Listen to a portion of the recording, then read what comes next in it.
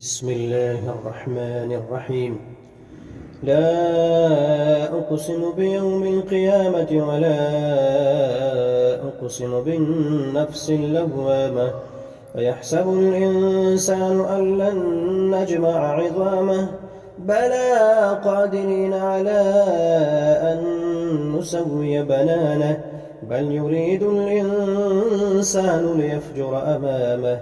يسأل أيان يوم القيامة فإذا برق البصر وخسف القمر وجمع الشمس والقمر يقول الإنسان يومئذ أين المفر كلا لا وزر إلى ربك يومئذ المستقر ينبأ الإنسان يومئذ بما قدم وأخر بل الإنسان على نفسه بصيرة ولو ألقى معاذيره لا تحرك به لسانك لتعجل به إن علينا جمعه وقرآنه فإذا قرأناه فاتبع قرآنه ثم إن علينا بيانه كلا بل تحبون العاجلة وتذرون الآخرة وجوه يومئذ ناظرة إلى ربها ناظرة ووجوه يومئذ باسرة تظن أن يفعل بها فاقرة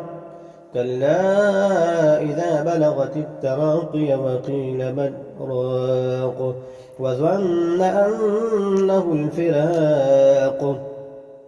والتفت الساق بالساق إلى ربك يومئذ المساق فلا صدق ولا صلى ولكن كذب وتولى ثم ذهب إلى أهله يتمطى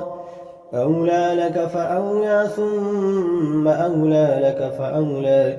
أيحسب الإنسان أن يترك سدى ألم يك نطفة من مني يمنى